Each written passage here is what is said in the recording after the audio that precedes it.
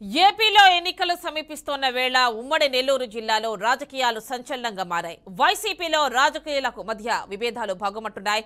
YCP అభ్యర్థి నేదురుమల్లి రామ్ కుమార్ రెడ్డిపై వ్యతిరేకత రోజురోజుకు పెరిగిపోతోంది.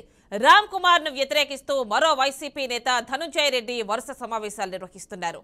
తాజాగా నిరసన వ్యక్తం చేస్తూ రాపూరు నుంచి గిరి వరకు భారీ ర్యాలీ చేశారు.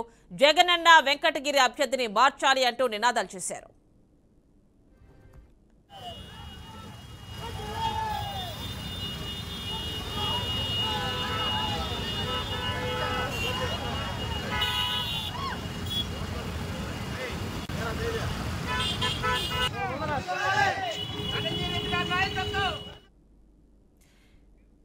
ఏపీలో ఎన్నికలు సమీపిస్తున్న వేళ ఉమ్మడి నెల్లూరు జిల్లాలో రాజకీయాలు సంచలనంగా మారాయి. ఫుల్ డీటెయిల్స్ మా కరెస్పాండెంట్ అందిస్తారు.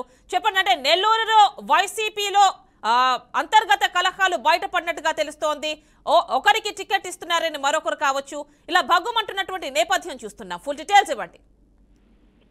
అయితే ప్రధానంగా ఉమ్మడి నెల్లూరు జిల్లాలోని వెంకటగిరిలో గడిచినటువంటి కొద్ది రోజులుగా కూడా వైఎస్ఆర్ కాంగ్రెస్ పార్టీలో వర్గ విభేదాలు అయితే తారాస్థాయికి చేరాయి. ఇక్కడ నుంచి వైసీపీ నుంచి ఎవరైతే నేదురుమల్లి రామ్ కుమార్ రెడ్డికి వైసీపీ అధిష్టానం టికెట్ ఖరారు చేసినప్పటి నుంచి కూడా మరో ఇద్దరు, అటు మెట్టుకూరు ధనంజయ్ కావచ్చు, అదేవిధంగా రాంప్రసాద్ రెడ్డి కావచ్చు, వీళ్ళిద్దరు కూడా వైసీపీని పూర్తి స్థాయిలో కూడా అక్కడ ఉన్నటువంటి క్యాండిడేట్ ని వ్యతిరేకించేటటువంటి పరిస్థితి ఏర్పడింది. తాజాగా మెట్టుకూరు ధనంజయ రెడ్డి డిసిసిబి మాజీ చైర్మన్ అయినా ఈయన ఆధ్వర్యంలో కూడా ఏదైతే టికెట్ ఆశించి కూడా భంగపడ్డటువంటి పరిస్థితుల నేపథ్యంలో తాను స్వతంత్ర అభ్యర్థిగా అవసరమైతే పోటీ చేస్తాననే విధంగా కూడా ఒక ప్రణాళిక అయితే రచించుకున్నట్లుగా తెలుస్తోంది. అయితే సేవ్ వెంకటగిరి పేరుతో భారీ ర్యాలీ నిర్వహించారు రాపూర్ పట్టణం నుంచి వెంకటగిరి వరకు.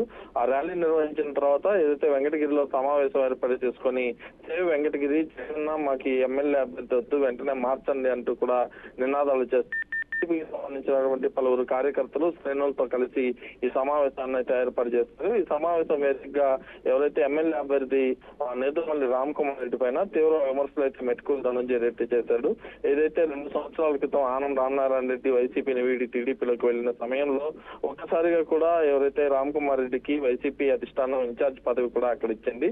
ఈ 2 ఏళ్లలో 4 ప్రెస్ మీట్లు పెట్టడం తప్ప ఏం కార్యాచరణ చేశారు, అదేవిధంగా కార్యకర్తలకు ఎక్కడ భరోసాగా నిలుచుకున్నారని ప్రశ్నించినటువంటి పరిస్థితి ఉంది.